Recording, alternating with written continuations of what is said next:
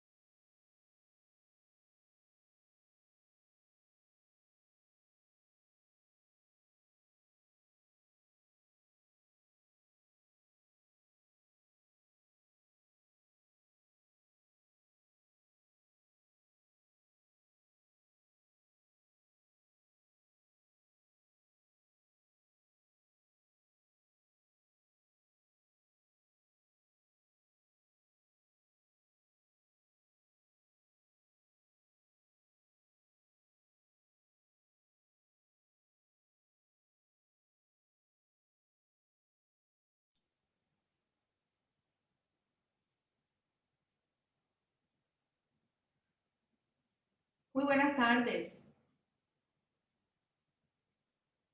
Me encanta saludar a todo este grupo humano de estudiantes del programa de educación infantil de la Universidad del Atlántico, que en esta tarde han aceptado la invitación que parte de la universidad con el apoyo de la asociación AENA. Nos hemos reunido para conversar acerca de un problema que nos compete a todos, un problema que tiene que ver con la familia y que lo que pretende este espacio es generar unas reflexiones acerca de la crisis de la familia en la época de pandemia. A nosotros no nos gusta hablar de la palabra crisis sin explicar que lo manejamos en el sentido de tener en cuenta la realidad estadística que estamos viviendo. Entonces, hemos denominado reflexiones acerca de la crisis de la familia en época de pandemia. Este conversatorio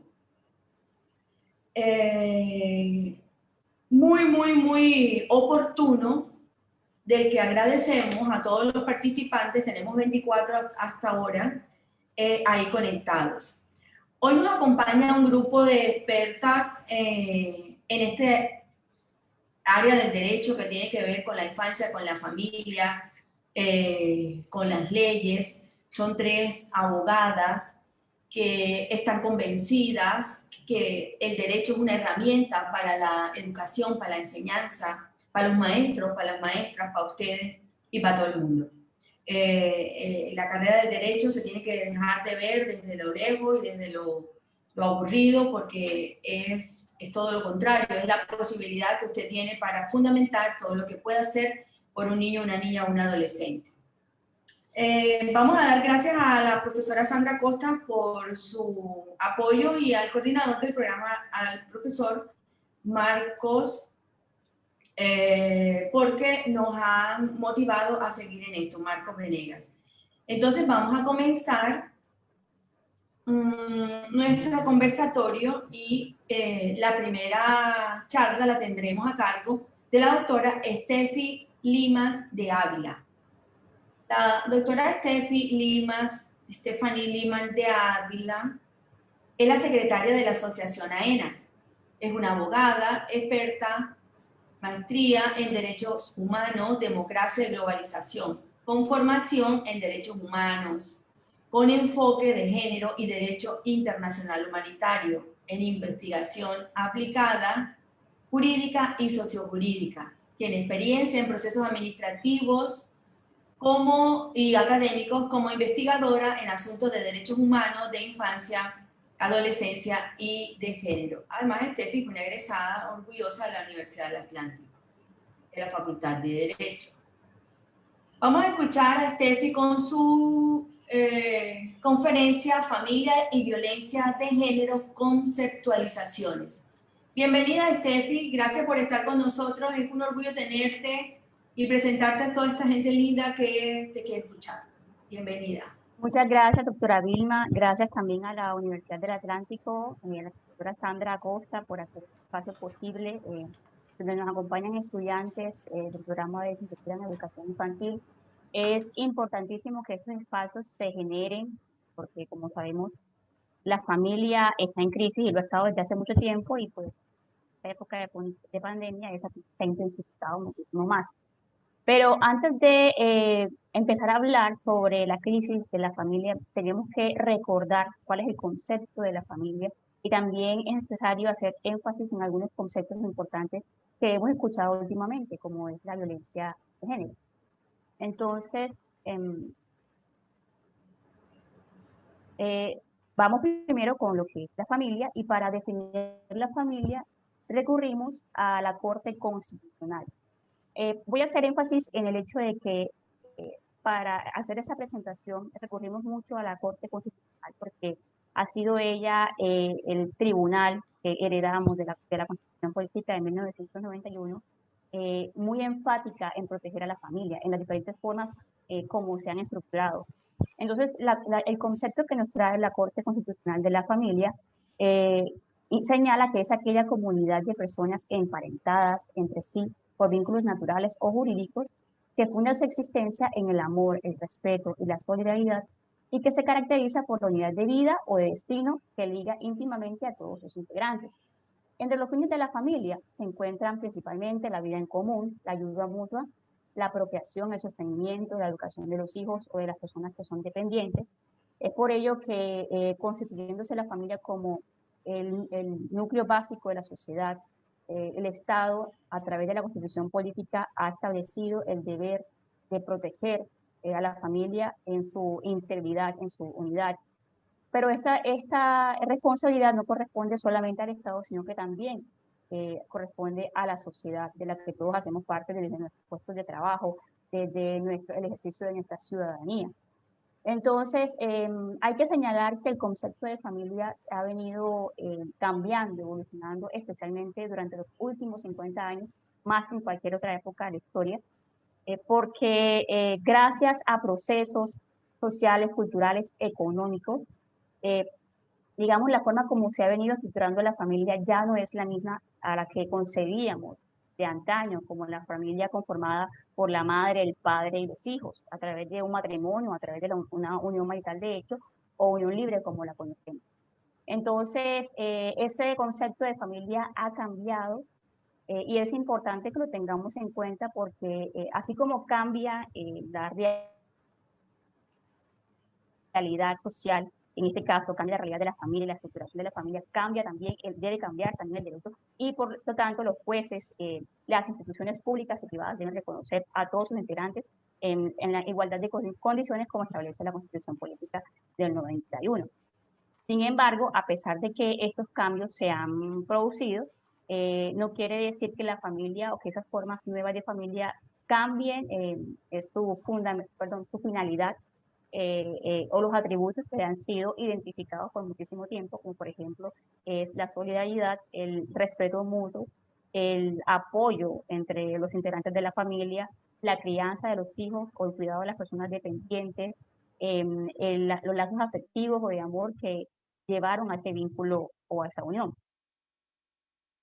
Hay que precisar que gracias a la Constitución Política del 91, la familia tiene un régimen especial de protección y que inicia desde la Constitución.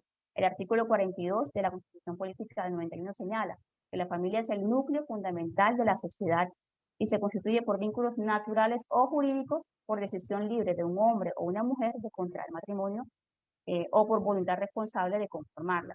Como vemos en este artículo, la Constitución señala el deber del Estado y de la sociedad de garantizar esa protección integral a la familia. La honra, la dignidad y la intimidad de la familia son inviolables. Es por ello que la Constitución exhorta al Congreso, al legislador en este caso, a que despliegue todo un conjunto normativo para protegerla, tanto en el ámbito penal como en el ámbito civil, en materia económico, por ejemplo, también, y en cuanto a los derechos de los hijos. Entonces existe en Colombia todo un conjunto de normas a favor de la familia, pero hay que tener en cuenta algo muy especial. En este caso, como ustedes observan en el artículo 42 de la Constitución Política, señala que se constituye por vínculos naturales o jurídicos en la unión de un hombre y una mujer de contraer matrimonio o por voluntad responsable de conformarla. Debemos tener claro que la Corte Constitucional nos ha dicho que esta precisión que ha hecho la Constitución Política no excluye las otras formas de familia que se han venido desarrollando durante los años, que por el contrario, todas las garantías, principios y libertades que integran la Constitución Política del 91, como por ejemplo el artículo 13 que refiere a la igualdad entre todas las personas, hombres y mujeres, independientemente de su identidad, orientación sexual, por ejemplo, tienen derecho a tener y a permanecer en una familia. Entonces, es importante tener en cuenta para no limitarnos cuando leemos esta partecita de la Constitución, porque en eso se ha incurrido mucho y muchas instituciones han incurrido en vulnerar los derechos de otras formas de familia que no se encuentran, digamos, muy reflejadas literalmente en este artículo. Entonces vemos que la Corte Constitucional, a través de su ejercicio jurisprudencial, ha identificado diferentes formas de familia en Colombia. Esta es la realidad colombiana, es lo que hay en Colombia, ¿verdad? Hay que mencionar, antes de empezar a definirlas o tocar este tipo de familias, que la familia colombiana se ha caracterizado por ser patriarcal, por ser paternal, en donde la figura paterna es quien encabeza o es la cabeza de la familia y a quienes las demás personas le son dependientes o le den obediencia. Ese ha sido el concepto que hemos manejado durante muchísimo tiempo, pero como sabemos las cosas han cambiado. Ya, por ejemplo, se ha evolucionado muchísimo en torno a los derechos sexuales y reproductivos de la mujer, en donde la mujer tiene una mayor independencia en torno a la forma de ejercer su sexualidad, pero no solamente en eso, sino también en la forma, en el derecho de elegir el número de hijos que desea tener al interior de la familia, o ese derecho a contraer matrimonio de forma libre y consentida.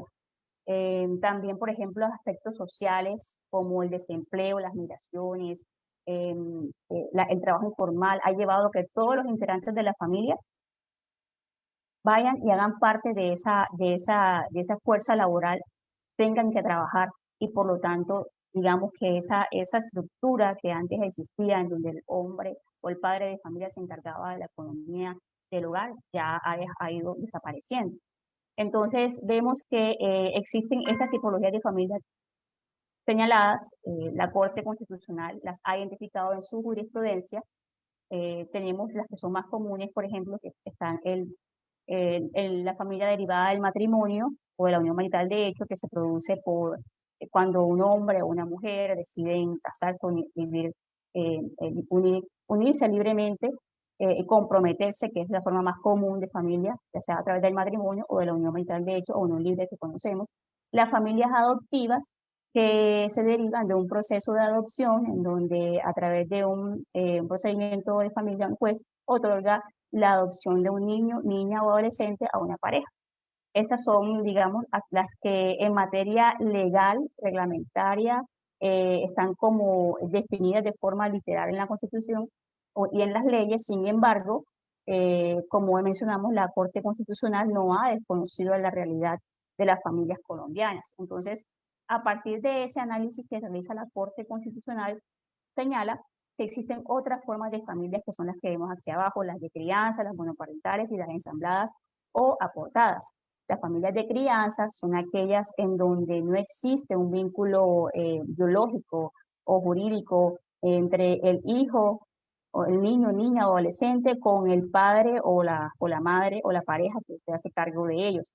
Pero ¿qué sucede? Que ocurre un tiempo suficiente para que se desarrollen en esa unidad lazos de afecto, de amor, que pueden ser comparados como los de una familia cualquiera. Entonces, la Corte Constitucional ha dicho que, por ejemplo, los niños, niñas o adolescentes que hacen parte de esas familias de crianza, no se les debe apartar de esos padres que se han encargado de ella o de él, en razón a su interés superior, porque por el hecho de que no exista un vínculo de consanguinidad, esto no quiere decir que se esté afectando o se esté generando un daño al niño o a la niña. Por el contrario, se está promoviendo ese derecho que tiene a tener una familia, a que sea protegido. También existen las familias monoparentales que ya son muy comunes, ya todos hemos visto, conformadas por el progenitor, madre o padre. Hemos visto madres cabezas de familia, padres cabezas de familia, que se hacen cargo del cuidado de sus hijos o hijas. Y las familias ensambladas o las familias aportadas, que son aquellas que surgen de la unión de una pareja que ha tenido hijos provenientes de otros matrimonios o otras uniones. Entonces, respecto a este tipo de familias, la Corte Constitucional ha mencionado que al igual que las familias de un marital de hecho, las adoptivas, los hijos que hacen parte, los hijos aportados de esa nueva familia tienen los mismos derechos. Hace poco estábamos revisando un caso de tutela de la Corte Constitucional en donde el padre de familia, de una familia aportada, estaba solicitando a esa empresa la vinculación de su hija, que no tenía su apellido porque es hija de su esposa, pero no tenía su apellido, a la caja de compensación familiar del trabajador. La empresa lo negó porque la niña no tenía su apellido. Entonces, pues él recurrió a todas las instancias legales para que se reconociera su derecho. Presentó un derecho de petición, fue negado, presentó tutela, el juez de primera instancia de la tutela rechazó también la petición, el juez de segunda instancia de tutela también rechazó la petición, y cuando llegó a la Corte Constitucional, la Corte le dijo a los jueces de primera y segunda instancia, le dijo a la empresa donde trabajaba el padre de familia que ya existía un precedente judicial en donde se reconocía esos derechos que hacen parte de los niños de familias aportadas, que independientemente que tengan o no el apellido, hacen parte de esa unidad familiar y que por tanto deben ser protegidos. Entonces vemos como la Corte Constitucional ha ido expandiendo esa protección que se le debe a las familias predominantes, se expande hacia esas nuevas familias que están surgiendo con el paso pues, con los cambios sociales y económicos y culturales que se han venido presentando.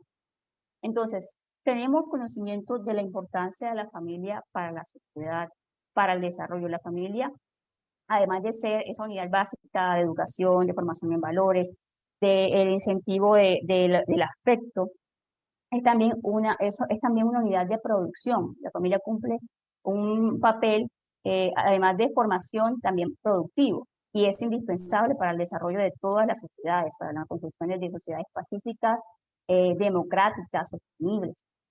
Sin embargo, siempre se ha visto amenazada desde todos los tiempos, no podemos decir que es ahora, se ha visto amenazada desde que existe por dos fenómenos muy reconocidos. Ya seguramente todos habrán escuchado sobre la violencia intrafamiliar, y recientemente habrán escuchado sobre la violencia de género, que es un concepto mucho más reciente que ha surgido a partir de la década de mitad del siglo pasado, y que pues a partir de los movimientos feministas, de todos los movimientos sociales, estados, pues se ha ido reconociendo este término y se ha venido reglamentando sobre la materia. Vamos a definir un poco sobre lo que es la violencia basada en el género, y más adelante una de mis compañeras les va a entrar a hablar un poco sobre la violencia intrafamiliar. Aquí hay que mencionar que la violencia basada en el género es mucho más amplia que la violencia hacia la mujer. La violencia basada en el género también comprende a la población LGTBI, pero en este caso haremos referencia únicamente hacia la mujer en los entornos familiares. Es lo que nos preocupa y nos llama en esta actividad. Entonces, tenemos que la violencia basada en el género se entiende por cualquier acto violento o agresión basados en una situación de desigualdad que se desarrolla a partir de relaciones de poder diferentes, asimétricas, que sobrevaloran o hipervaloran lo masculino sobre lo femenino, y que tenga o que pueda tener consecuencia el daño, el sufrimiento físico, sexual o psicológico, incluidas las amenazas de cometer esos daños, la coacción, la privación arbitraria de la libertad, aun cuando ocurran en el ámbito público o en el ámbito privado o familiar o personal.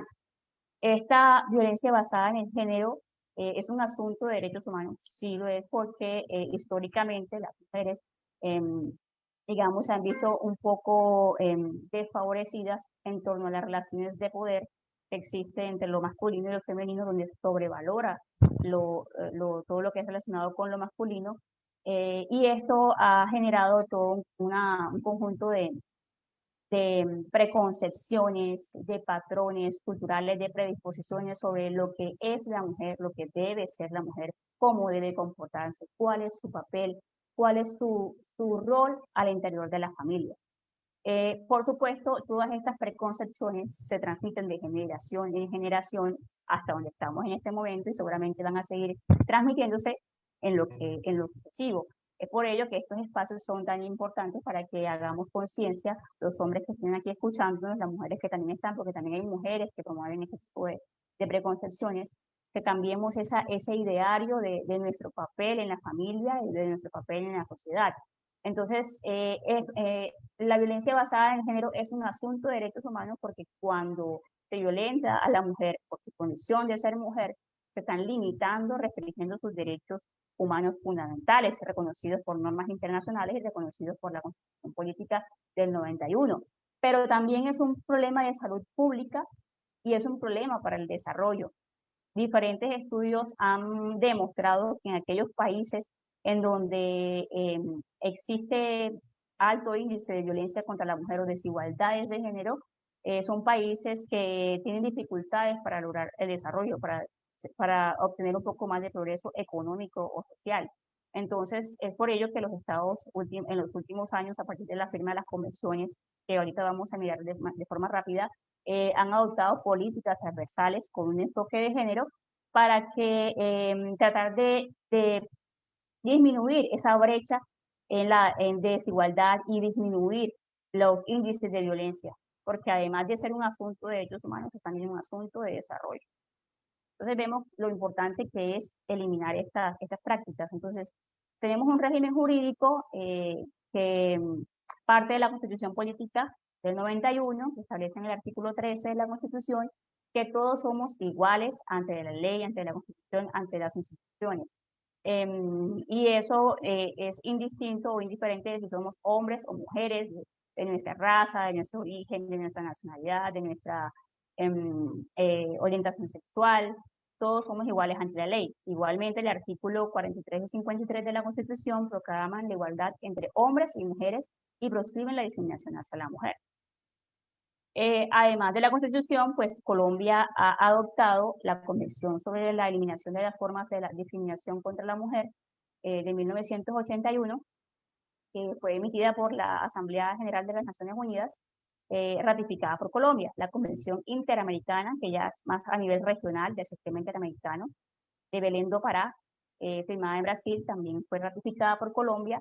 A nivel nacional, la Ley 1257 de 2008, que dicta normas de sensibilización, prevención y sanción de formas de violencia y discriminación contra las mujeres. Y la Ley 1761 de 2015, que todos conocemos el caso de la señora Rosalvira Celi, que fue una mujer que para ese año fue violentada sexualmente, fue torturada y empalada en el Parque Nacional de Bogotá. Eso provocó un movimiento grandísimo a nivel nacional de las activistas, mujeres que exigían el reconocimiento del feminicidio como un delito autónomo e independiente. Esto es importante porque antes de que se empezara a hablar de violencia de género y que se tipificara el feminicidio, cuando se maltrataba a una mujer, se comprendía como violencia intrafamiliar o como simple maltrato. Cuando se asesinaba a una mujer por parte de su pareja, se comprendía o se entendía como crímenes pasionales. Pero si ahora nosotros, entendiendo que este tipo de violencias o que el asesinato de la mujer cometido por sus parejas tienen un origen fundamentado en ese desequilibrio de poderes, en donde el hombre se superposiciona sobre la mujer y la intimida. Entonces comprendemos que era importante que se estructurara este tipo penal del feminicidio, que consiste básicamente en el cometer el homicidio, el asesinato de mujeres por la razón de ser, por la razón de ser mujeres. Entonces, acá tenemos los diferentes tipos de violencia de género. La violencia física, que se emplea contra la mujer, produciendo daño, dolor, puede ser a través de los golpes, los rasguños, los pellizcos, los mordiscos que causen o afecten daño a su integridad física o que pongan en riesgo su vida. La violencia psicológica, perdón, que se enmarca un poco más en el tema emocional, de la salud emocional, el autoestima de la mujer, cuando se descalifica, se desvaloriza o humilla a la mujer, o la intimida delante de otras personas, en público o en privado, o también se le culpabiliza, se le liquida, se le ceda de forma obsesiva, se le limita su derecho a circular libremente o a tener contacto con sus familiares. La violencia sexual, que además de implicar la violación o el abuso sexual, también comprende los derechos sexuales y reproductivos, es decir, la libertad de la mujer de escoger cuántos hijos desean desea tener, la libertad de ejercer su sexualidad con su pareja en cuanto al uso de los métodos anticonceptivos, eso también es muy importante, o también la prostitución forzada, la explotación, la esclavitud a favor de su pareja o a favor de un tercero. Y la violencia económica y patrimonial, que es una violencia invisible que viven muchas mujeres, afortunadamente muchas mujeres viven este tipo de violencia, que consiste en la pérdida, transformación, destrucción, la retención de los objetos o instrumentos de trabajo de las mujeres, sus documentos personales, sus bienes y valores. Los derechos económicos se ven reducidos y no pueden satisfacer sus necesidades básicas, las de ella y las de sus hijos también. Entonces, esa violencia patrimonial y económica es muy común. También se puede presenciar, por ejemplo, cuando a la mujer se le prohíbe, digamos, trabajar para lograr que ella desea obtener su libertad o independencia económica, o se le limita también el acceso a la educación con este fin de evitar que obtenga esa libertad o independencia económica. Para finalizar esta corta intervención, yo he traído aquí este violentómetro, que seguramente ustedes habrán visto en otros eventos, en otros escenarios. Es importante que quienes estemos aquí tomemos conciencia de lo que le ocurre a la mujer. Seguramente muchos conocemos casos muy cercanos de familiares, vecinos, mujeres que están atravesando por estas situaciones.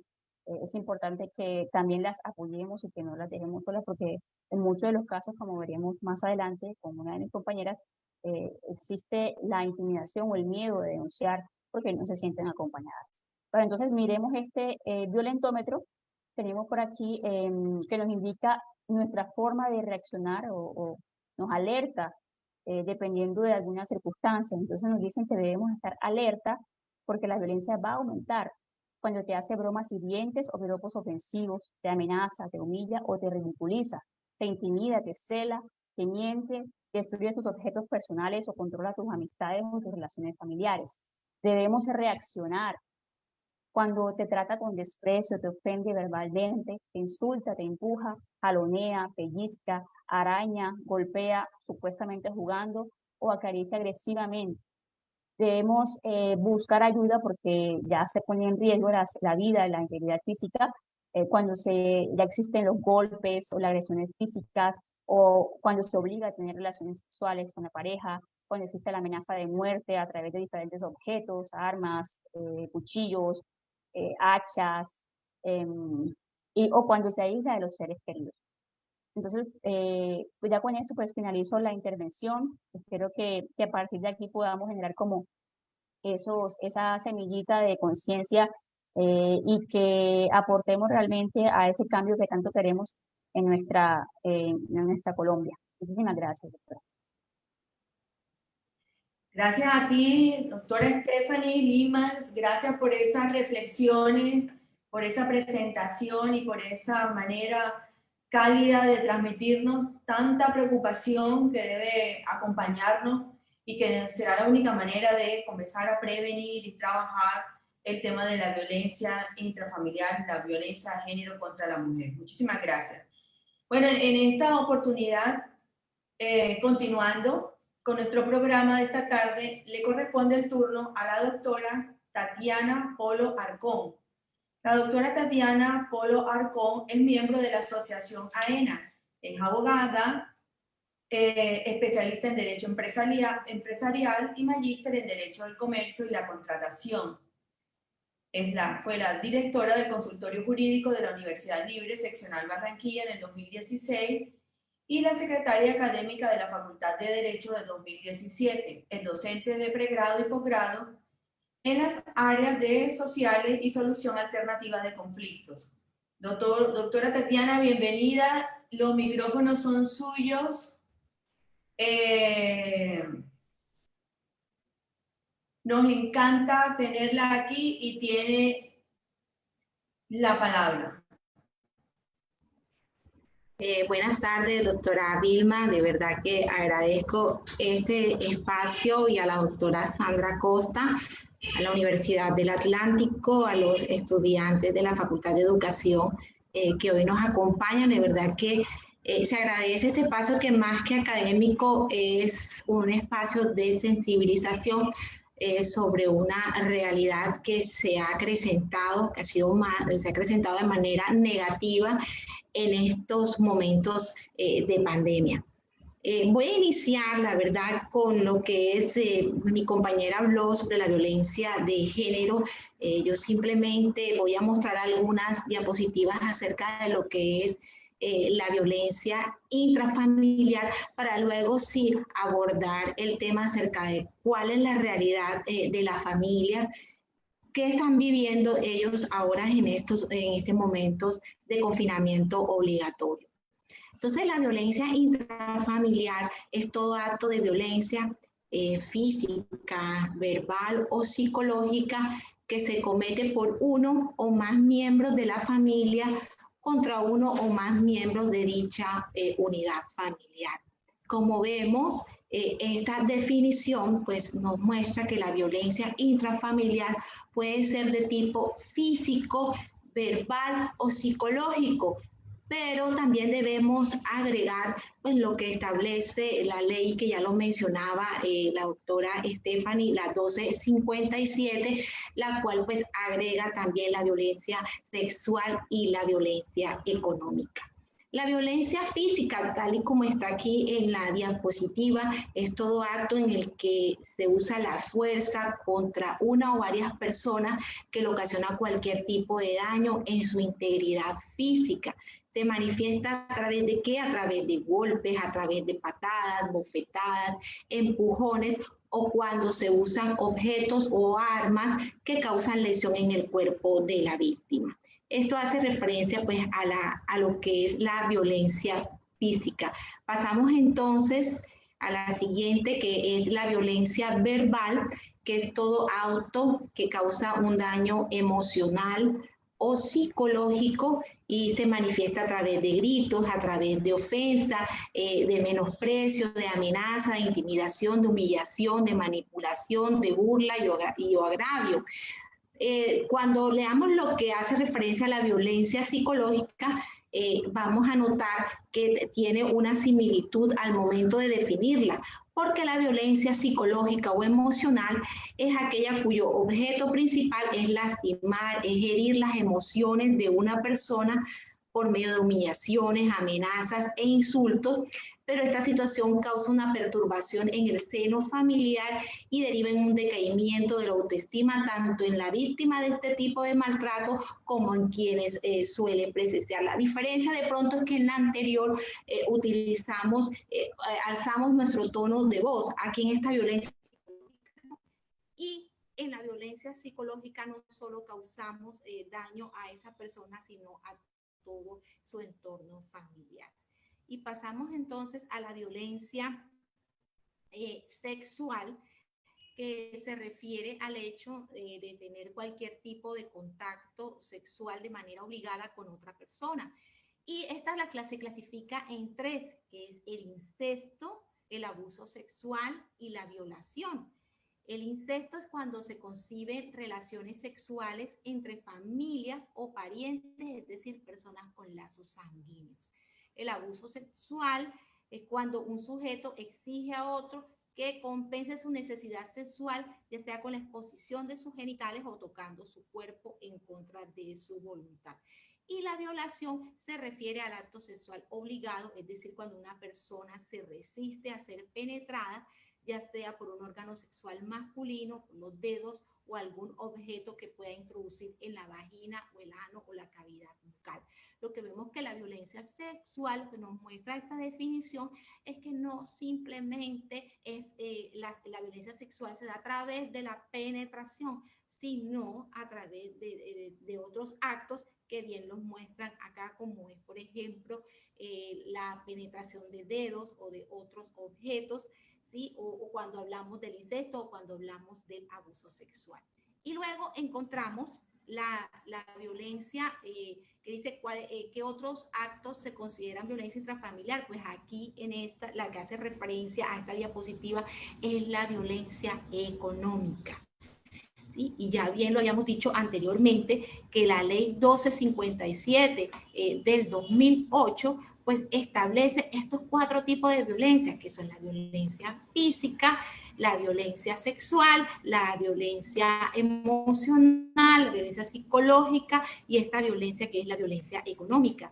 ¿Y cuándo hay violencia económica? Cuando un miembro de la familia, ¿sí?, controla las finanzas o los bienes en general, prohíbe o impide la comunicación familiar con amigos, con amigas u otras personas, o a través del encierro o aislamiento en general, es indiferente, discrimina o estigmatiza, utiliza cualquier miembro de la familia para someter a otro su voluntad, hace sentir culpable al otro o niega el cuidado y alimentos. Entonces, teniendo claro estos conceptos de violencia, el concepto de violencia intrafamiliar, y también pues teniendo claro cuáles son esos tipos de violencia intrafamiliar, vamos a hablar un poco de la realidad que se vive en estos momentos de pandemia. Entonces, la violencia intrafamiliar ya era un problema que aquejaba a nuestra sociedad, inclusive antes de iniciar el periodo de confinamiento. Ya los organismos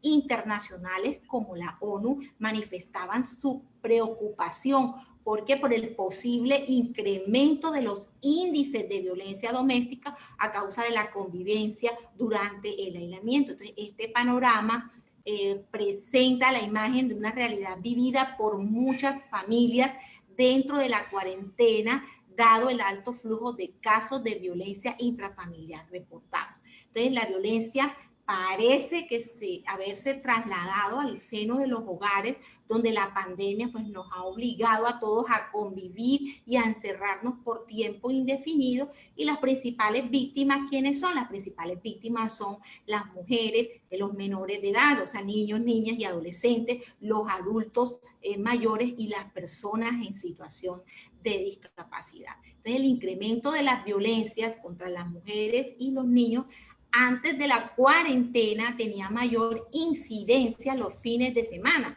¿Por qué? Porque era el momento en que las familias estaban en casa, en el momento en que convivíamos. Pero ahora estamos en una permanente situación de confinamiento, de permanente convivencia, porque las mujeres se quedan sin esos momentos, tanto las mujeres como los niños como los adultos mayores se quedan sin ese momento de escape, y las tensiones familiares se agravan también por la disminución de los ingresos. Entonces, los agresores en el hogar siguen siendo las parejas, siguen siendo las exparejas, y en el escalafón de formas de violencia, la física es la que ocupa el primer lugar. Recuerden cuando hablábamos ahorita de los tipos de violencia intrafamiliar, que se las dividía en física, en psicológica, en violencia sexual, y también hablábamos de la económica, pues la primera forma de violencia, la que ocupa el primer lugar, es la violencia física.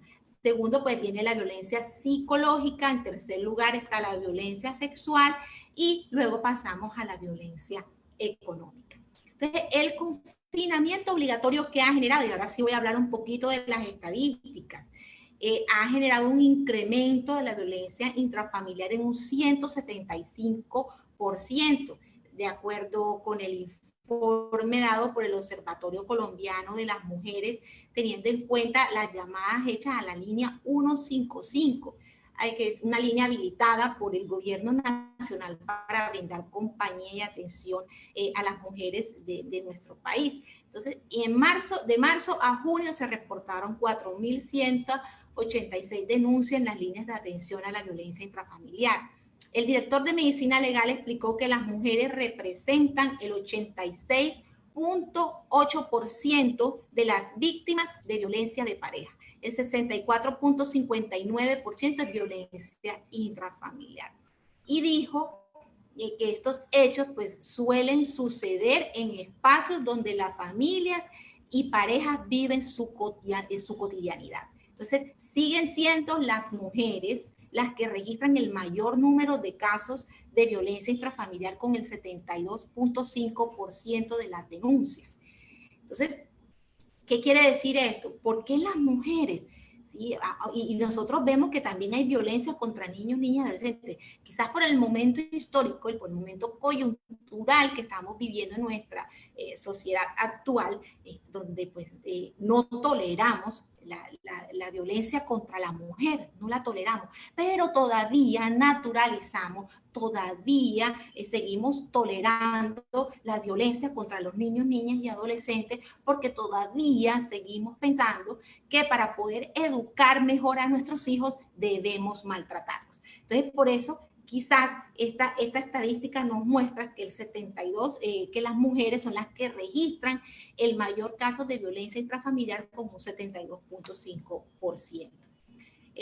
Pasamos a la siguiente, por favor. El 76% de las llamadas tuvo origen en 6 zonas del país. En Bogotá el 37%, en Antioquia el 12%, en Valle del Cauca el 9%, en Cundinamarca el 7%, en Atlántico el 5% y en Santander el 4%. El mayor incremento en las solicitudes de orientación se dio en donde, en Sucre, en Cesar, en Chocó, en Casanare, en Magdalena, Atlántico y Antioquia. Pero todavía se puede considerar que hay pocas denuncias y uno de los factores, ¿cuál es? Uno de los factores es el miedo. Al igual, como les decía anteriormente, la naturalización de la violencia y también la desconfianza en las instituciones, pues aún denunciando, muchos victimarios siguen normal. Entonces se trata entonces de un subregistro. Entonces, además de ese 72.5% del que les estoy hablando anteriormente, que les decía que es el caso de las mujeres que tienen mayor incidencia en la violencia intrafamiliar, también hay un subregistro. ¿Sí? Este subregistro, ya que muchas mujeres no denuncian por temor a su agresor o porque hay dependencia económica de ellas y sus hijos se encuentran en edad escolar, y en muchos casos las víctimas regresan con el victimario. Entonces, ¿cómo prevenir estos abusos? Entonces, para nadie es un secreto la fragilidad institucional de nuestros organismos de atención en estos casos, dada la precaria atención de las comisarías de familia y la débil articulación institucional entre los sectores de justicia, educación, salud y economía, así como la sistemática vulneración de los derechos humanos de las mujeres. Entonces, en estas actuales circunstancias se hace necesario generar procesos de diagnóstico territorial sobre los contextos de riesgo de la violencia basada en género que pueden ser nutridos desde las organizaciones de mujeres presentes en los territorios. De igual forma, fortalecer los procesos de socialización de las rutas de atención y la pedagogía del derecho a una vida libre de violencia contra las mujeres. También es importante que la Secretaría de las Mujeres se articule con la Policía Metropolitana y las comisarías de familia en las intervenciones en línea de proceso sobre la perspectiva de género, la diversidad sexual y de género, así como también las consecuencias sociales y subjetivas de la revictimación y el enfoque de acción sin daño y las rutas de líneas telefónicas de atención. También es muy importante el proyecto de ley que reforma a las comisarías de familia en las que están trabajando tanto el Ministerio de Justicia como la Procuraduría General de la Nación y otras entidades que próximamente será radicado en el Congreso. La inclusión también de las organizaciones de mujeres en los comités donde se estudia y se elabora la hoja de ruta a seguir para la lucha sobre la violencia contra las mujeres. Dotar a las mujeres también de una renta básica para evitar la desnutrición y otros factores en caso de violencia familiar.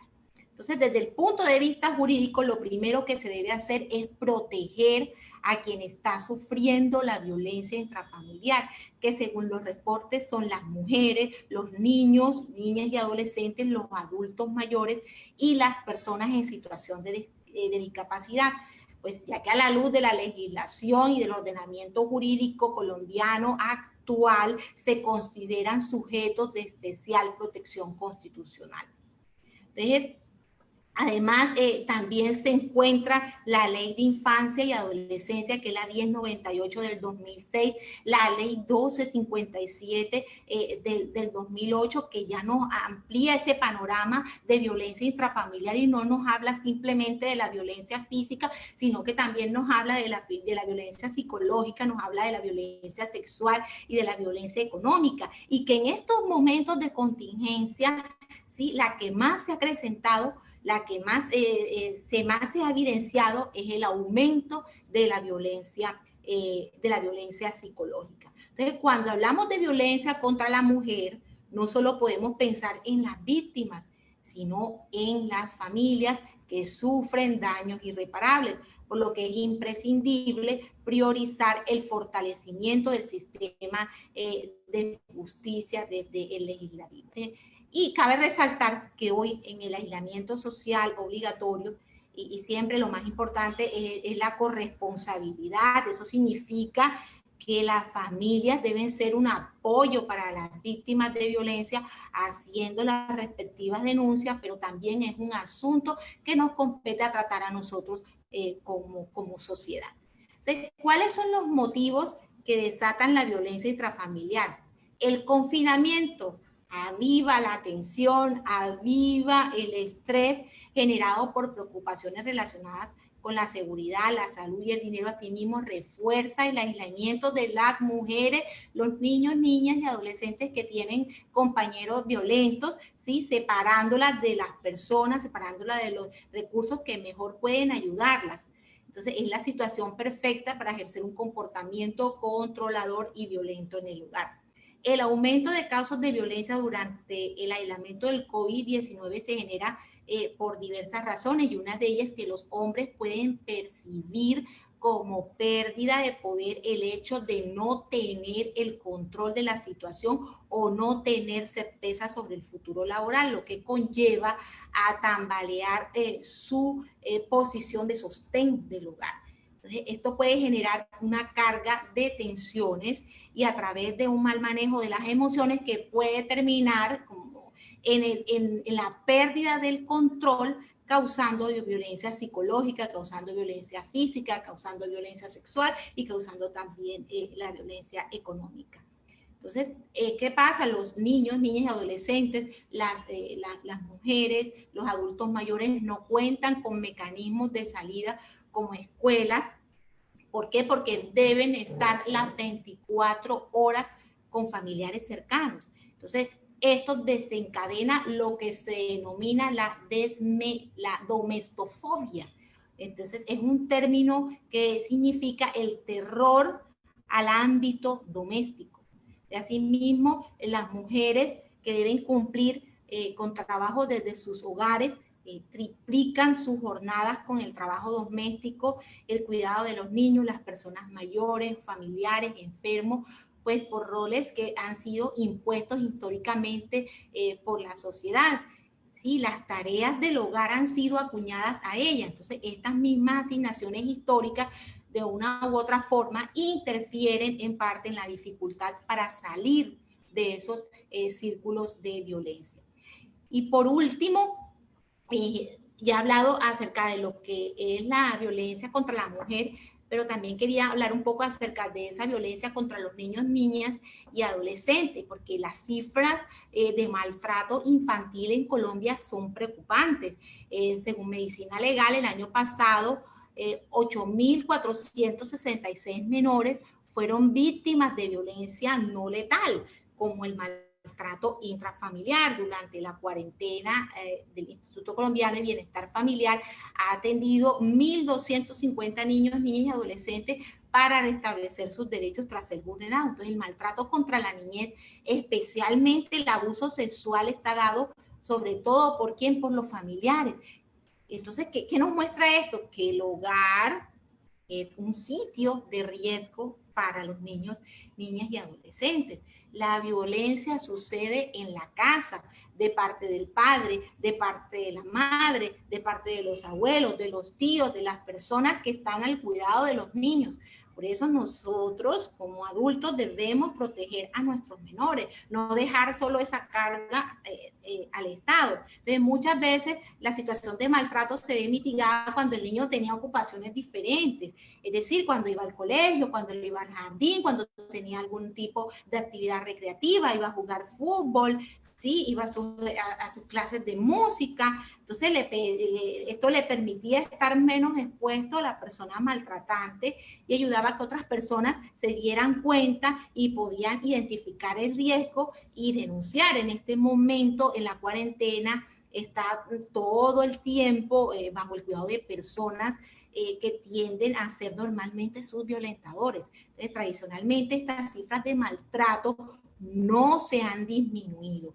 Año tras año vemos que crecen y es absolutamente preocupante. Y en una condición como en la que vivimos, hace que los niños, niñas y adolescentes estén siendo más violentados. Entonces, los niños, niñas tienen unos derechos prevalentes, es decir, cualquier denuncia para su protección por abuso sexual, por maltrato o abandono debe ser atendida de manera prioritaria o rápidamente por parte de las autoridades. Hay que seguir denunciando a la línea 141 del Instituto Colombiano de Bienestar Familiar. También es importante que las autoridades en este apoyo que den a las familias más vulnerables entiendan que hay que incluir el factor de violencia contra la niñez como parte de la gestión del coronavirus. ¿Sí? Entonces, quiero finalizar con una frase: la violencia infantil no es específica de un sector social determinado, es muy heterogéneo y se da en todos los estratos sociales. Y miren esto último, cuando yo les decía anteriormente, les decía de que se deben incluir el factor de violencia contra los niños como parte de la gestión del coronavirus. Cuando yo les decía eso, es esto: nosotros todavía seguimos normalizando el maltrato contra los niños, niñas, adolescentes, porque pensamos, como les decía anteriormente, que para educar a nuestros hijos debemos utilizar los golpes, ¿sí? Debemos utilizar la violencia física, debemos utilizar la violencia psicológica. Entonces, debemos cambiar ese enfoque y dejar de normalizar la violencia. Muchas gracias. Gracias a usted, doctora Tatiana. Mil gracias. Hermosa disertación, muy fundamentada desde lo estadístico y eso es importante porque nos centra y nos ubica en la realidad de la vida que vive nuestra familia, nuestras mujeres y los niños. Muchísimas gracias. Continuamos esta tarde concentrados ahora para escuchar a la doctora Edelmira Rosa Adechine Mesa. La doctora Edelmira Rosa Adechine Mesa es miembro de la asociación AENA, es abogada litigante con más de 30 años de experiencia en el derecho civil y en el derecho de familia, es magíster en Derecho Procesal de la Universidad Simón Bolívar y es asesora y consultora de empresas públicas y de empresas privadas. Su charla la ha denominado Rutas de Atención y Experiencias Profesionales en la Atención de la Violencia Intrafamiliar y la Violencia contra la Mujer. Doctora Edelmira, me encanta saludarla, bienvenida, tiene la palabra, los micrófonos y los estudiantes de la Universidad del Atlántico, 42 conectados, que dicha la experiencia. Gracias, doctora Vilma. Gracias, doctora Sandra Acosta, al profesor Marco y a los estudiantes de la Universidad del Atlántico en la Facultad de Educación. ¿Me escuchan? Escuchamos muy bien, adelante. Gracias. Aquí, continuando con el tema, tenemos las consecuencias de la violencia intrafamiliar. Las consecuencias generales, tenemos las víctimas de cualquiera de los tipos de violencia intrafamiliar, sufren daños físicos, emocionales y psíquicos que se hacen incapaces de establecer o mantener relaciones afectivas, sufren problemas de autoestima, la violencia intrafamiliar puede incluso generar la muerte. Hay unas consecuencias a los niños, niñas y adolescentes que afectan la violencia ejercida por sus padres. Pueden sufrir de insomnio, falta de concentración y escaso rendimiento escolar, enuresis, terrores nocturnos, falta de apetito, ira, depresión, estrés, ansiedad, entre otros.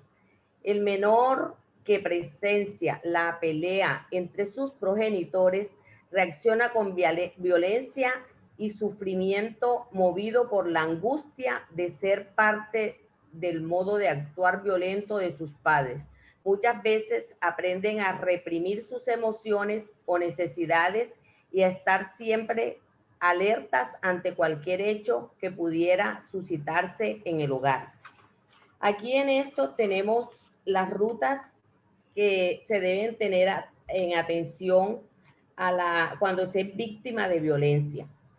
Si eres víctima de violencia, tienes derecho a que se active una ruta de atención integral para garantizar la protección, recuperación y restitución de los derechos vulnerados. Aquí la ruta de atención en el sector justicia es la Fiscalía, Policía Judicial, jueces de familia, medicina legal, comisaría de familia. En el sector salud tenemos la Secretaría de Salud, la IPS. En el Ministerio Público, la Procuraduría, Defensoría del Pueblo y Personería. Incidencias sociales, tenemos las organizaciones de mujeres, la red de apoyo comunitario, la familia, la iglesia y las lideresas.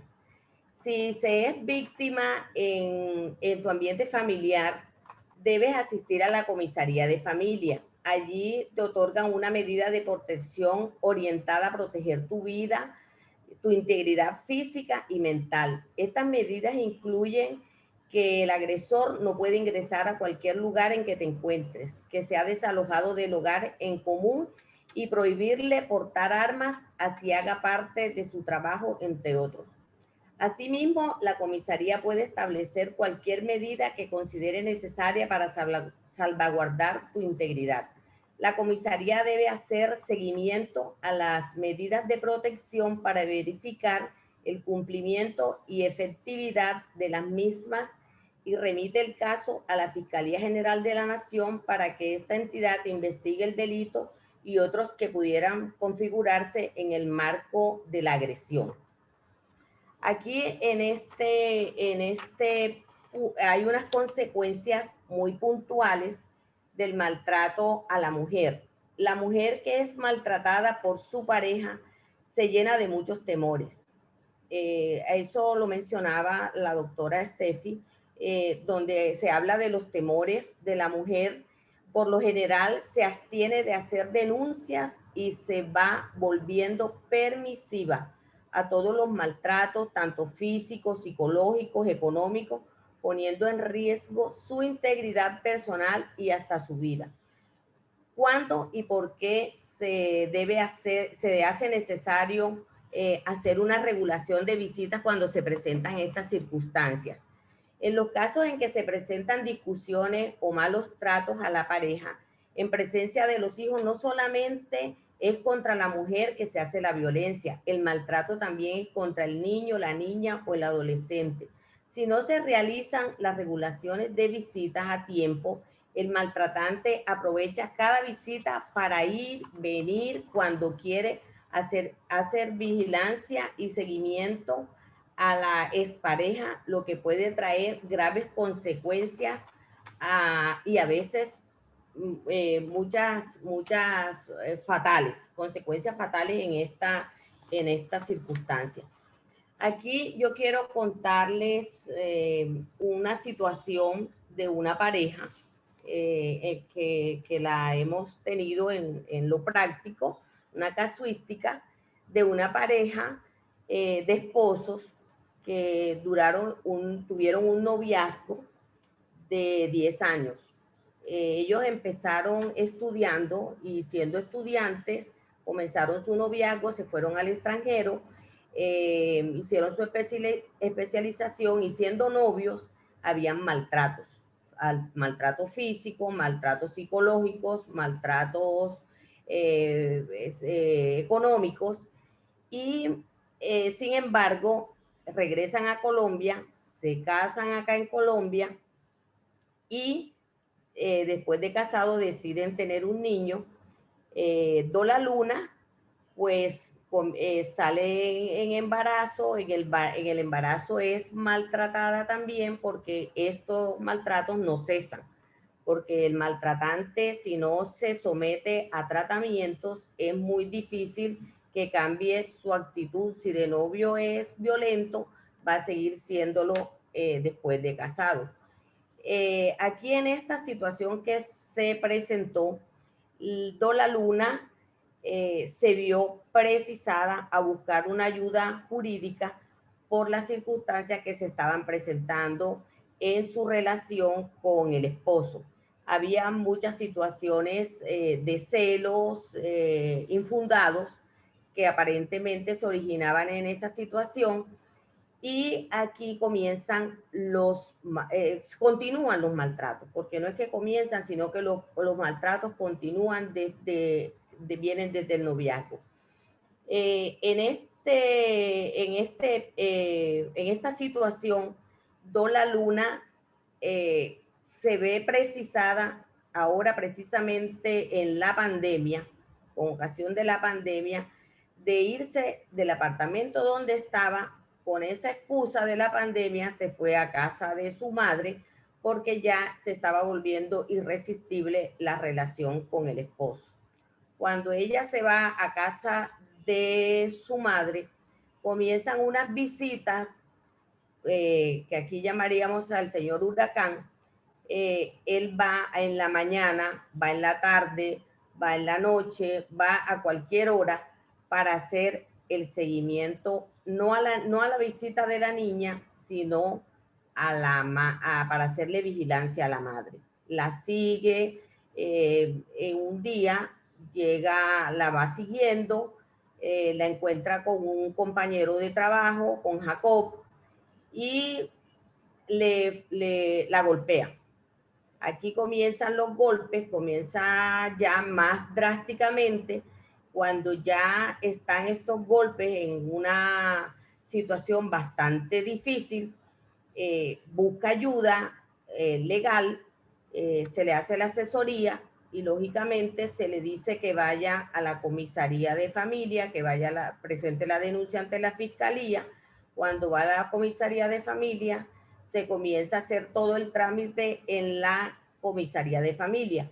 Aquí vienen los temores de Dola Luna, porque Dola Luna no entrega las documentaciones que se requieren para pruebas en la comisaría de familia, lo cual hace un poco difícil la labor del abogado como la labor de la comisaría, porque a veces no presta la colaboración la mujer que es maltratada. ¿Por qué no la presta? Porque tiene todos los temores a que las cosas se le empeoren, pero no se da cuenta que esto la lleva a tener más riesgos. Con estas situaciones que se presentan en la comisaría de familia, pese a que ya haya presentado la denuncia ante la fiscalía, en la comisaría se demoran un poco en hacer la audiencia porque ella no hace las cosas de manera rápida, a pesar de que tocó una comisaría donde hay una excelente psicóloga y le presta todo el apoyo que ella necesita para el caso. Aquí en esto, cuando se presenta a la hora de la audiencia, ella lógicamente no va porque no está obligada a ir a la audiencia porque ella es la víctima. Pues yo la asesoro, le hago el acompañamiento, voy a la audiencia en representación de ella y observo que el señor Huracán, cuando comienza a relatar los hechos, se desborda en muy mala forma, habla muy mal de ella, dice cosas que de igual forma no las podría repetir aquí, pero se ve todo, le sale todo el odio que se tiene en ese momento y la rabia. La situación se complica más cuando se le dice que no debe seguir haciendo las visitas en la forma que las viene haciendo, porque aquí se pidió regulación de visitas a la niña porque el señor Huracán iba a la hora que él quería ir. Cuando ya se hace la regulación de visitas, él se enfurece totalmente y apela la decisión de la comisaría, y la señora Dola Luna, cuando se le va a entregar el acta de lo que se dijo en la comisaría, ella ni siquiera quiere recibir el acta. Dice, no quiero verla porque yo sé que dijo muchas barbaridades y no quiero leerla porque eso me hace daño. Ella psicológicamente estaba muy afectada, aún sigue afectada, pero en ese momento estaba bastante afectada por la situación emocionalmente, psicológicamente. Ella ha tenido el apoyo, pero no, en cierto modo no se ha dejado ayudar como se quisiera ayudar, porque se llena, como decía la doctora Tatiana, a veces se quiere volver a estar con el victimario, y esa es la sensación que a veces se presenta, de que quieren volver a estar con el victimario. No se definen. Ella ha permitido que las visitas sigan como a veces él quiere hacerla, porque a veces él no está en la ciudad, y cuando él viene, ella le permite que la vea, así no le corresponda. Y sigue con los temores, pero no tiene decisiones. Aquí el señor está obligado a hacer unas terapias psiquiátricas, porque él sufre de impulsos de ira, es muy iracundo, no tiene dominio propio, cuando quiere golpear, golpea, y en esa situación es muy peligroso incluso que haga las visitas a la niña. Pero por los mismos temores que ella tiene, no ha dejado que el proceso se haga en la forma que debe hacerse. En esto las comisarías apoyan mucho cuando la persona también pues se deja ayudar, porque no, aquí pues se tuvo la experiencia con esta psicóloga de esta comisaría, en este caso específico, y la verdad es que ella hizo, ella ha seguido haciendo todo el procedimiento que a bien tiene que a bien tiene hacer para brindarle todo el apoyo a esta señora. Aquí hay un factor importante, y es que el apoyo de la familia. La señora Dola Luna ha tenido un apoyo incondicional con su madre, con los hermanos, con unas tías que tiene, la han apoyado mucho, y eso de pronto la ha ayudado a salir un poco adelante. Y pues ella también me ha dicho que en cuanto a la parte espiritual, ella también ha hecho un trabajo, y eso le ha ayudado en cierto modo, pero no se ha desprendido del todo de la situación, porque aún en estos días la fiscalía la llamó a ratificarse, y aún estaba en esa situación, porque la fiscalía también ha tomado algunas pues precauciones también con respecto a esto cuando se trata de violencia. Y de igualmente ella cuando tomó la decisión es porque ve en otras mujeres que viven la misma situación de ella, y a veces han llegado esas mujeres a la muerte. Y cuando esto sucede, ella entonces sale a moverse en el asunto. Pero de lo contrario, ella se queda pasiva. Entonces, pues esto era lo que quería compartirles en esta tarde, y que sí es importante que se haga la regulación de visitas a los niños, niñas y adolescentes, porque este maltrato no es solo...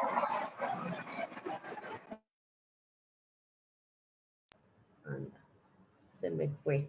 Este maltrato no solamente es a la mujer, sino también a los niños. Niños, niñas y adolescentes.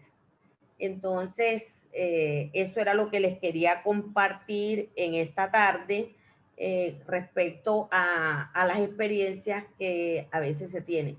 Y en muchas ocasiones también los hombres sufren maltratos. Entonces, las rutas que se deben seguir fueron las indicadas anteriormente. Muchas gracias. A usted, doctora Delmira Adechini, qué gusto escucharla desde la experiencia. Para los estudiantes del programa de educación infantil de la Universidad del Atlántico y los profesores que nos escuchan, la profesora Sandra Acosta y nuestro coordinador, el profesor Marcos Venegas, allí con los estudiantes acompañándolos en este evento. Gracias por su confianza de compartirnos toda su experiencia tan importante en estos temas de familia, de infancia y de violencia. En esta tarde entonces ya tenemos un listado de preguntas que vamos a ir haciendo, vamos a ir leyendo. Hay una estudiante que ha estado muy pendiente de las preguntas y ha venido haciendo en el chat un ajuste a la conferencia, cosa que es muy importante. Es la estudiante Tatiana Lastra Páez, que ha venido haciendo en el chat unos resúmenes de las conferencias que le agradecemos.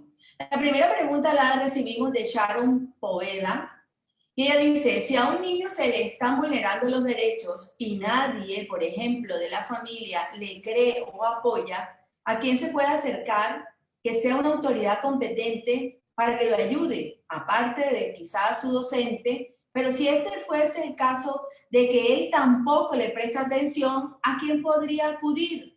Entonces les dejamos las preguntas a nuestras ponentes, queridas compañeras, amigas, a ver quién le contesta a Charo. Es una muy buena pregunta, en la medida en que ella está interesada en que le clarifiquemos dónde va a ir a denunciar cada vez que se conozca un caso de vulneración de derechos de niñas o adolescentes. Eso me significa a mí el compromiso social que necesitamos de los estudiantes de educación infantil, porque son ellos los que después de la familia tienen la cercanía a la hija. Vamos a escuchar a la doctora Delmira para la respuesta. ¿Dónde tendría que ir quien quiere denunciar un caso de violencia?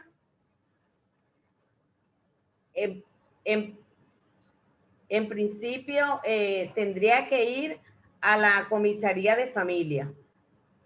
Poner el caso en la comisaría de familia. Si es la mujer, debe ir a comisaría de familia, debe ir a la fiscalía, medicina legal. Esas son las tres primeras partes donde debe ir para después poder presentar ya las denuncias formales y hacer el seguimiento en la comisaría de familia. Allí le dan la medida de protección y le prestan toda la ayuda psicosocial que ella necesite. Y si es contra los niños, de igual manera se puede ir al ICBF. Cuando están los niños, se puede ir al ICBF también para que se presenten las denuncias del caso. Yo quisiera aportar a esa respuesta, doctora Vilma. Cuando se trata de niños, niñas, adolescentes, creo que todos ya estamos alarmados y estamos alerta cuando se presenta una situación de violencia o maltrato en caso de que sean pues menores de edad. Aun cuando no sean hijos de nosotros, aun cuando no sean familiares nuestros, si vemos algún vecino, en el caso de los maestros, cuando ven a un niño que se encuentra digamos, ausente, con signos de maltrato físico o psicológico, es muy difícil que en estos tiempos no nos logremos percatar de esas situaciones a veces. Entonces, creo que pues, en ese caso los agentes educativos, los docentes, los profesores, no solamente el que le corresponda al niño en ese momento, sino también a todos los que estén a su alrededor, a sus compañeritos. Es muy fácil que esa información pues se pueda filtrar y se pueda llegar a una persona que denuncie también ante las autoridades competentes.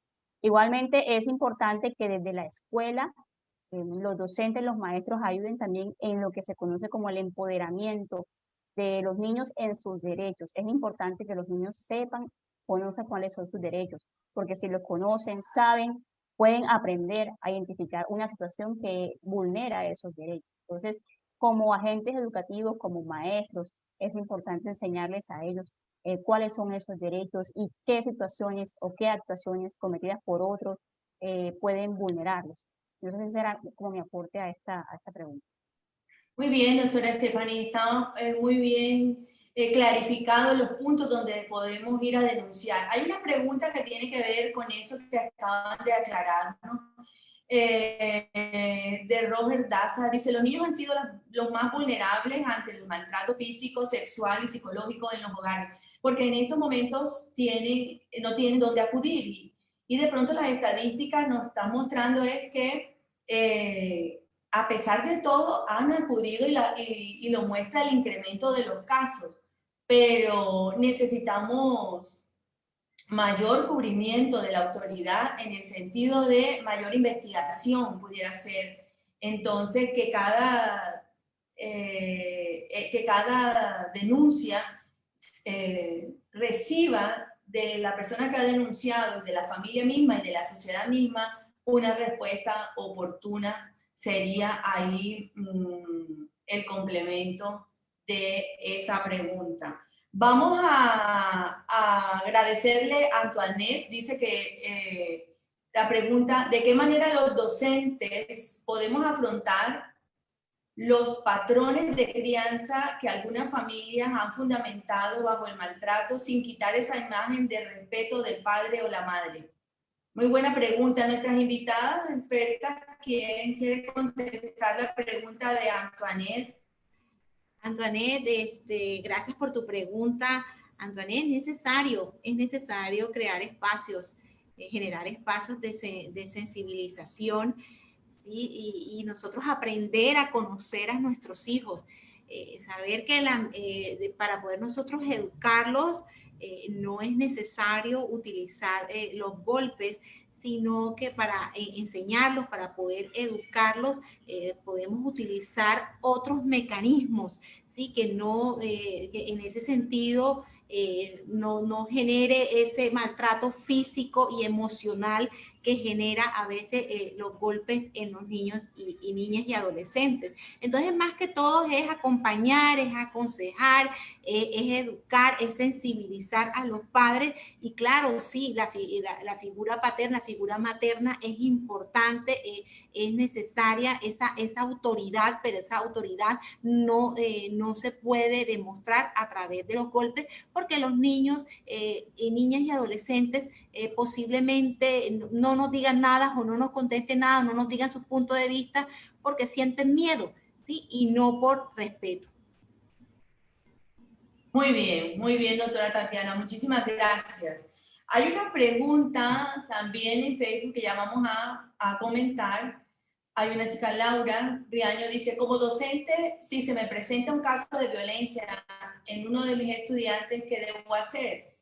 Tiene mucha relación con lo que decíamos y la pregunta para los panelistas sería todo lo que nos han compartido, ¿verdad? La denuncia es la clave, las pruebas, decía la doctora Ede, la competencia de la autoridad, que nos decía Stephanie y Ede y la doctora Tatiana, saber cuáles son las rutas para ubicar a la persona interesada en que mantenga una constante vigilancia de esa denuncia que ha presentado. Pero hay una pregunta relacionada que es de Tania, dice, o le pueden hacer seguimiento sin que la pareja se dé cuenta, porque también los niños son maltratados verbal y psicológicamente.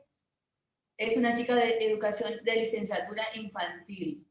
¿Qué leyes nos protegen a los maestros en caso de hacer una denuncia por violencia a un niño o niña ante la comisaría o el ICBF?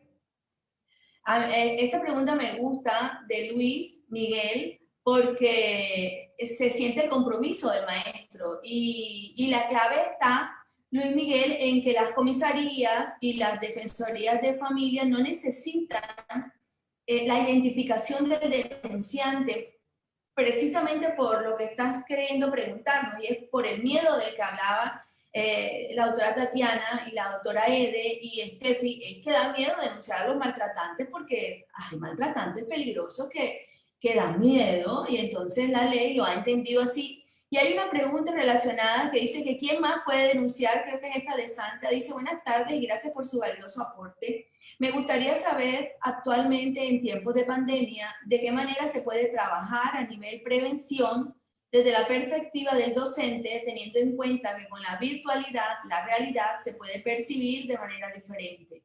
Muy buena pregunta, Sandra. Vamos a dejarle a nuestras invitadas cómo quieren complementar cada una de ellas esa pregunta que tiene que ver con todo lo que dijeron. Está muy bien planteada.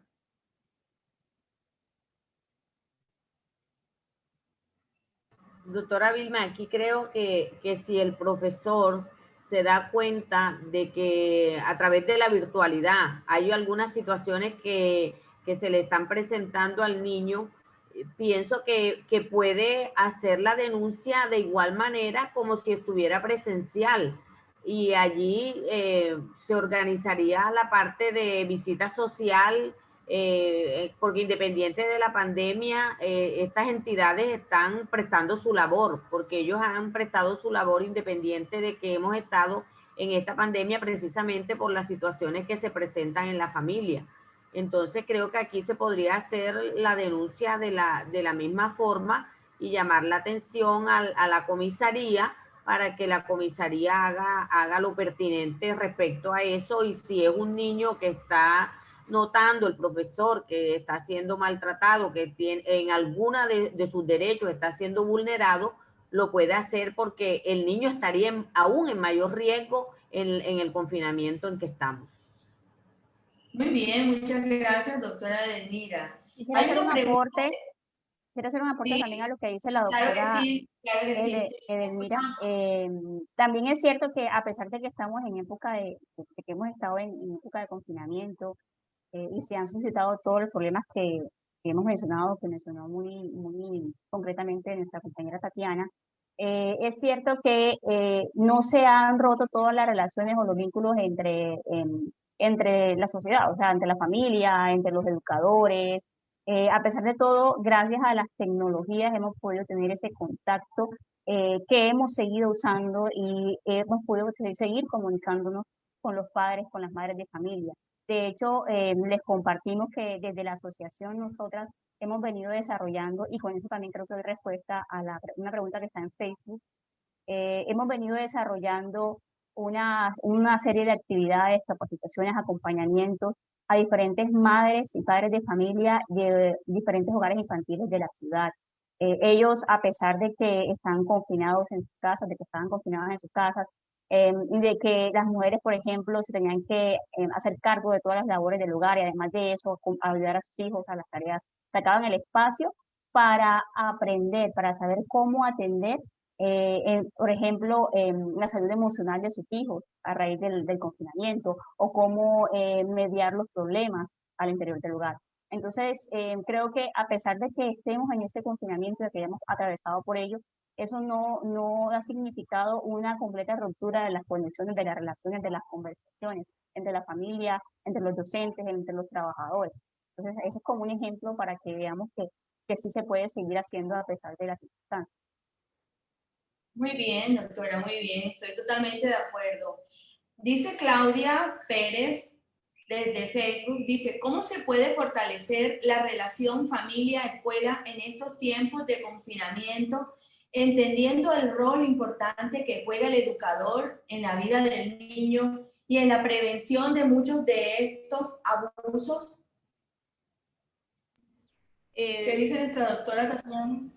Sí, bueno, lo que actualmente se encuentra pues la ley 2025 de 2020, y esta pues ley nos dice, pues ya el Estado se ha concientizado, ya el Estado nos está diciendo que la educación pues no es solo para los niños, para las niñas y adolescentes, la educación también debe ser para los padres de familia. Entonces debemos acompañarlos, debemos aconsejarlos, debemos educarlos, no solo a los niños, niñas, adolescentes, sino aconsejar, acompañar y educar a esos padres de familia, sensibilizarlos, utilizar esta virtualidad también pues nos ha ayudado a acercarnos más, a pesar de que estamos confinados, a pesar de que estamos un poco alejados, esta virtualidad debemos aprovecharlas, organizar esas reuniones y desde aquí pues nos ponemos a la orden nosotros como asociación para empezar a sensibilizar a los padres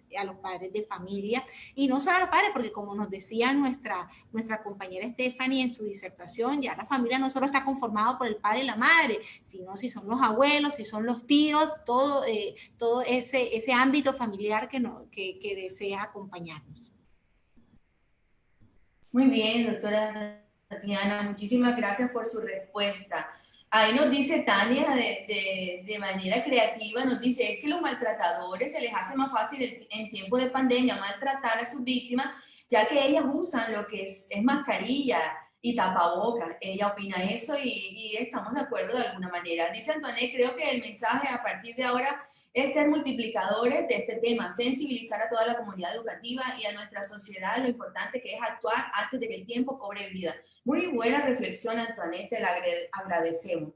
Entonces, para cerrar, tengo que concretar 3 ideas centrales de nuestras 3 grandes ponentes, que aprecio muchísimo y le agradezco su tiempo. Es la protección de la familia a nivel constitucional y la generalidad de familias hoy día, ¿verdad? Cualquiera que sea su forma de constitución. La igualdad de las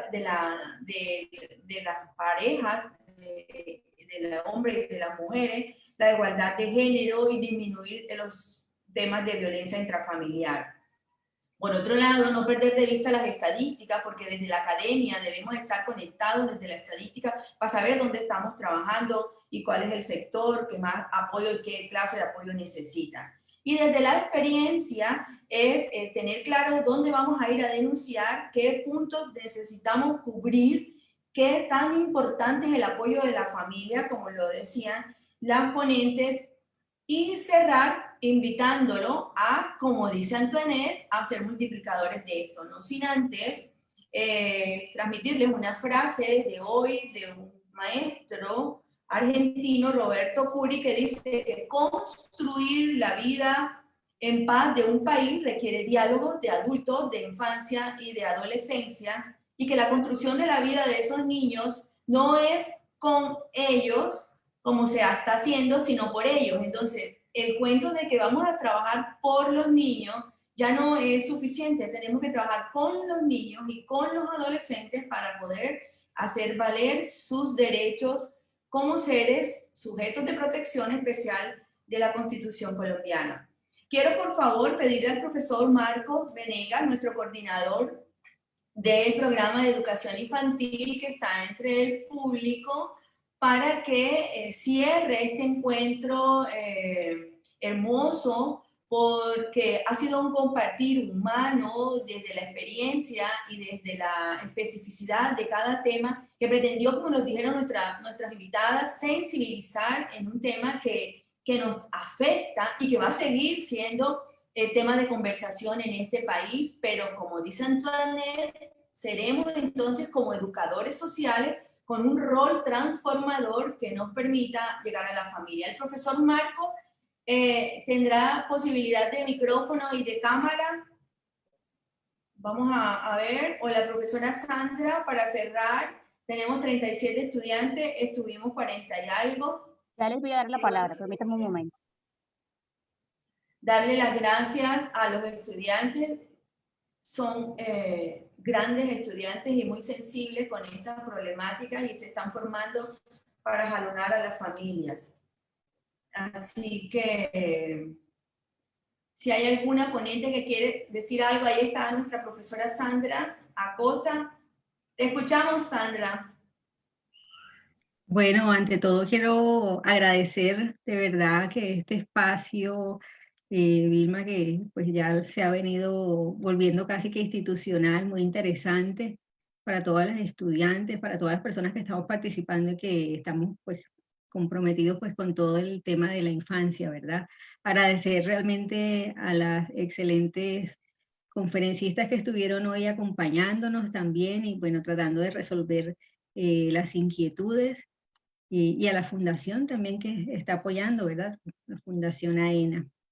Realmente que ha sido muy placentero la participación de todos los estudiantes, las inquietudes de la juventud creo yo que es fundamental, ¿verdad? En todo este proceso educativo, académico, profesional y en el compromiso que tenemos realmente de sacar adelante, de dar lo mejor de cada uno de nosotros para nuestros niños y nuestras niñas. Entonces, muchísimas gracias y ojalá pues continuemos con estos espacios en próximas oportunidades.